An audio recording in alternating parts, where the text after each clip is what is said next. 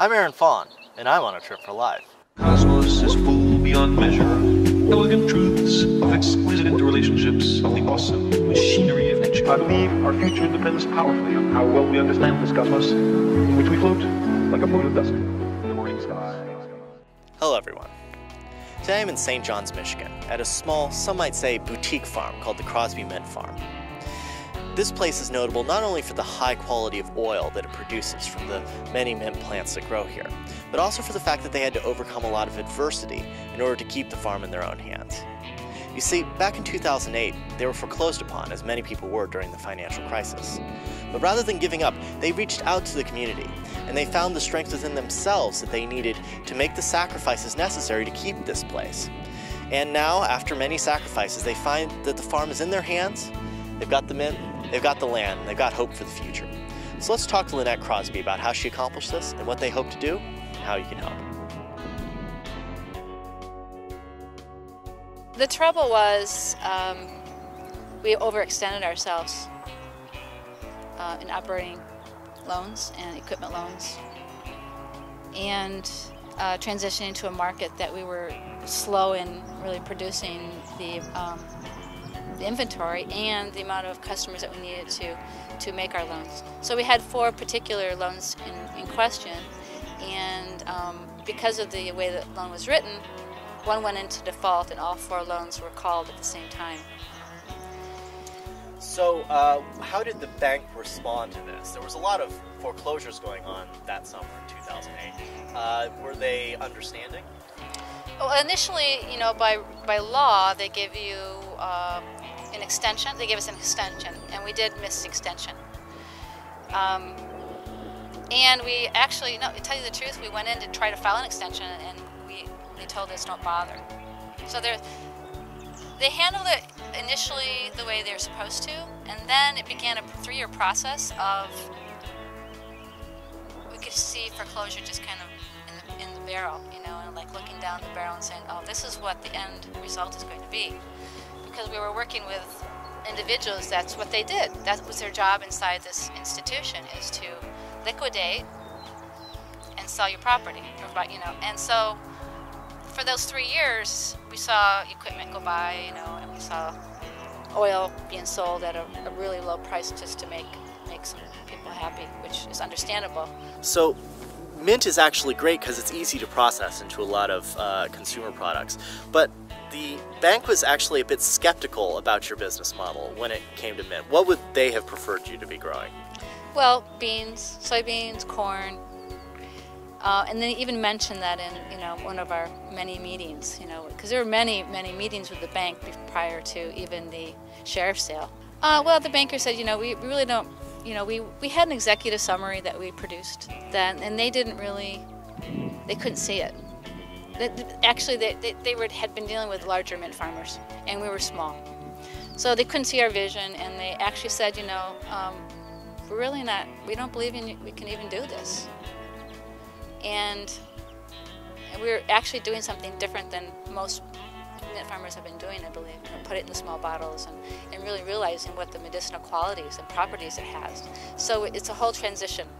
And they never, I don't believe they ever believed it in the beginning of anything that we were going to do.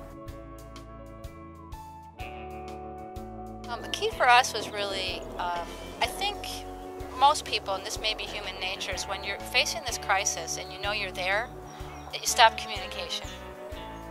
Because there is a shame and a like, oh my God, I'm going to expose this to the world, what I've done, because there's like a make wrong, and to be judged. And nobody wants to do that. So key for us was really to get in the media and start a communication finally. If we had started earlier asking for help, I think that would have been key for us. So do you think it's important to overcome your ego and be able to reach out to the community? Absolutely. You have to let go of what happened. You know, you have to get low of what decisions you made, right or wrong, and you have to stand in a different place. And empower yourself around with people that know what they're doing, you know, and trust somebody. Find people you can trust. And that's, you know, it's not always easy to do. Well, you know, the very first email we sent out was really before we got really involved with the social media applications like Facebook and Twitter.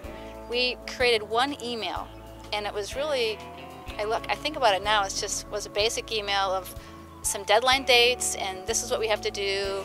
We're accountable, we're a farm, we've been producing mint for 4 generations, and the uses for mint, and really that we had an inventory we could sell. If we sold all of our inventory, we could buy, save the farm. So we started with one email that I went through magazines finding email addresses. That's how I did it. And we had like maybe 500 emails total, and that had legs. And it was just through the internet. And people started responding. Herb groups, herbalists, chiropractors, anybody that was involved in new ways of healing, and farmers. And it made we started getting a huge amount of orders. And so it was really through our communication with people and the internet, and then we started using Facebook more and really connecting. YouTube was huge, and getting the story out. And we've been able to actually help other people with the same bank. And that is like, there's nothing better. And not because we want to hurt anybody, it's because, people don't know what to do. First thing is, I've said before, is to be in communication with someone. I would get on the internet and I would do as much research as you can and find out your options. You find a good attorney, an attorney who has dealt with this before. It's really, I think, very important that they have bankruptcy, know what their options are as far as bankruptcy, if that's something that can protect them. It depends on if it's a farm, there's a lot of different things with a farm versus a homeowner, so you have to be aware of the differences of that. If you can find a support group or call, I would say just really change and not be ashamed. Really be in communication and seek help. So I think key for us was really take responsibility, and taking that responsibility and who we're being, how we make changes for ourselves and help others through the same process. So the bank, I don't have a lot of love for the bank, but I don't have any anger anymore either. I don't think so at all. I think that, there's a gathering and there's a consciousness now of what we're eating and what our children are eating, and a future that continue on the path that we're going, and the government's kind of resistant to recognizing what is being put in seed now and really affecting their food chain, that there's going to be a whole shift. And there is, I think there really is, and it's so instrumental to our health and our children and for the future. So it's a good thing. And everybody has to be on board though, because there's, when you're dealing with a government and power and money,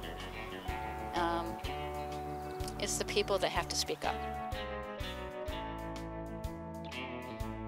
Those are produced right here on the farm, in our little store and manufacturing area. Some of the products, like our candles and the candy, are produced by local Michigan producers. So everything is Michigan made, and we're proud to be partnering with Made in Michigan movement, and we'll be on their website soon, and Artful Vision. So we're really learning from other businesses. How can we partner with other businesses to make a really powerful Michigan presence, to bring the state back, and to have people recognize that it's collectively our choices together, and to learn from each other. And the ego, it has to evolve and say, this is about our future. It's a tough one. You're giving me a... Connect with the earth. Well, I'm standing here without shoes on for a reason, because there's something in this muck soil. The process of distilling and raising mint has been in my family for 4 generations. So for me to be back here, it's really like, what is my part in this? I was raised on this farm. During harvest, I can still smell the first load that is produced. You know, there's something in that. So coming back, only being here 7 years, what is my role? What is it, my purpose, and how we can be service? So really, it's really to preserve a history and a heritage, to preserve it not only for the future, but for other people that have worked here, and people that have honored this land in the past. And so it's really like, right now we're in the place of complete nothingness to create something amazing. And for me, it's like looking to the future and saying, who am I being now? And stepping into that future. Well, the future we have for the farm is just being created now. We do have a plan. It's called the New American Farm, that was created by a friend, and he specializes in ecological restoration, Craig Limpak. And that plan, you know, it's not set in stone, but it's really to give us a vision of something that would be unique here at the farm.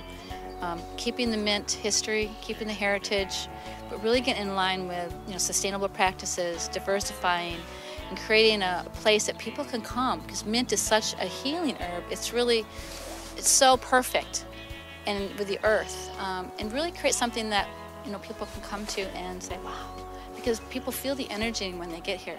So it's really now we're in a whole transition, cleaning up, listening to what the earth is telling you is really important.